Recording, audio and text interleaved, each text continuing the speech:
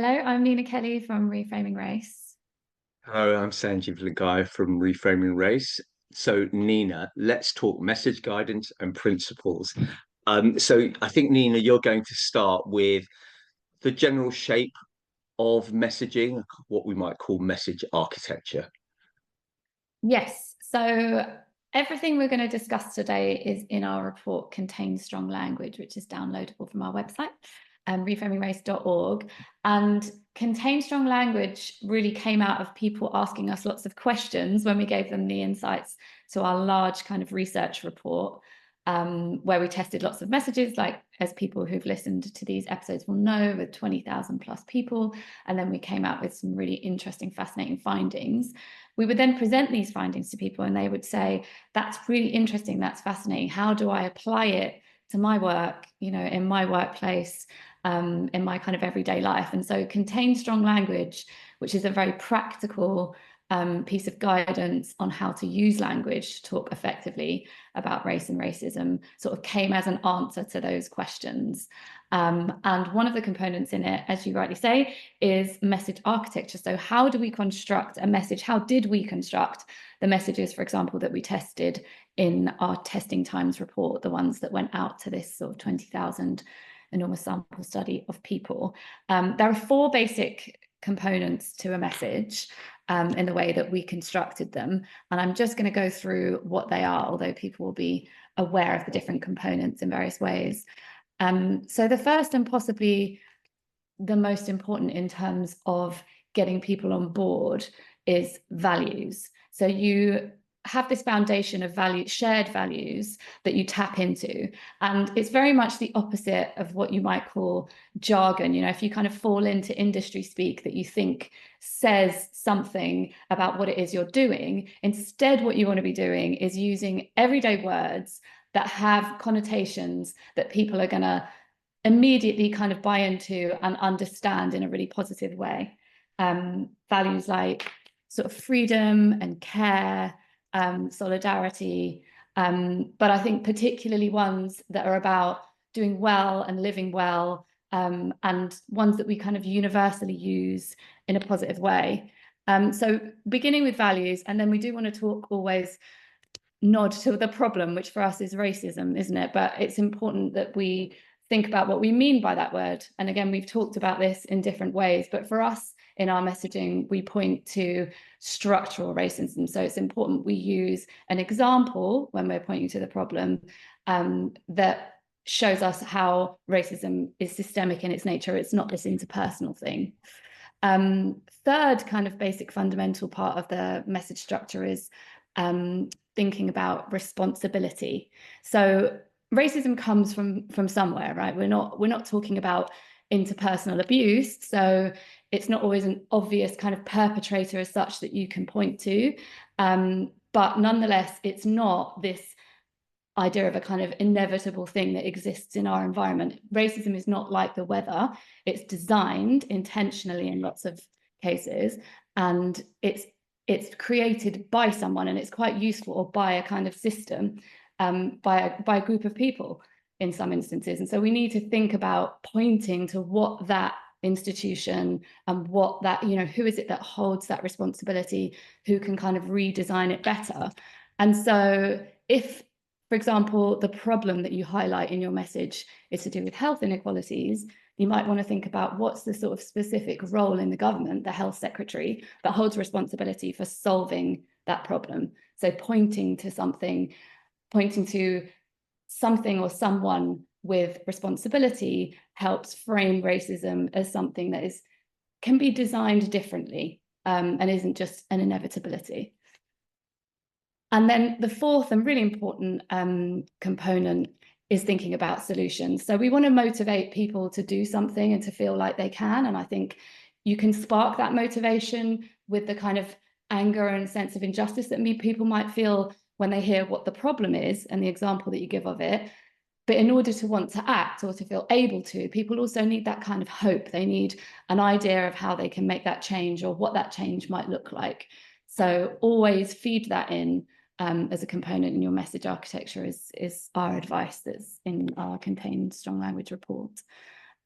We also in that report go through underlying principles that kind of can guide people when they're thinking about how they talk about these things. So Sanjeev, you're going to highlight a few of those and tell us what they are. Yeah, for sure. Thanks for the explanation on the kind of message architecture. Just to say that we often do lead with values, the kind of world we want at the start of messages, but then problems, responsibility, and solutions, sometimes they can be in different places in messages. And that's just to emphasize that we want to give people kind of storytelling freedom, because that's really important in terms of landing strong messages. So maybe just zooming out, because as Nina says, in contain strong language, we've got these ideas of architecture. We've also got some specific ideas of messages that do carry weight. But we were also looking at principles, because we could only test about 20 or so messages. So there's lots that we haven't been able to test. So we wanted to give people, advocates, a sense of the general kind of principles to guide their messaging. And there's a few that are in contain strong language in terms of principles. I'll just talk about two or three of them. So the first one is about boldness. I think our version of reframing and framing on racism is not to find the least offensive or charged types of words. I think we have to be real and call it on racism. And I think sometimes as advocates we feel like we have to say the least controversial things in order to get a hearing. But actually, we're saying that based on our research, the opposite is likely to be the case. And so we're really advocating for boldness in terms as a key message principle. And we have talked about this on a previous episode. One of the messages that we tested was essentially a version of defund the police, which is what does life and what does safety look like if we're not relying on the police. And actually, that message tested, people could hear that message and could accept some of the principles around that. And we used the phrase about you wouldn't send an ambulance to put out a fire, so why do we send the police when someone is going through a mental health crisis, which does happen, and unfortunately it happens a lot in the cases, for example, of black men, and that can result in injury and death. So people can hear bold ideas, and so we shouldn't shy away from them. Yeah, I mean, Another, I'll send you that. yeah, I mean, people might think of that as being bold and particularly radical, because it was essentially a sort of deconstructed explanation of yeah, defund the police, wasn't it? yeah. That's the fundamental idea of it. That's right. Yeah. So we're taking the content without in so not necessarily the phrasing, because sometimes what happens is the phrasing of defund the police, and suddenly the sky falls in for a lot of people, and that creates a lot of initial resistance. But it's really about talking about the substance of what does safety look like, and I think there is more agreement than we might think that safety is not about policing. Safety is something bigger than that.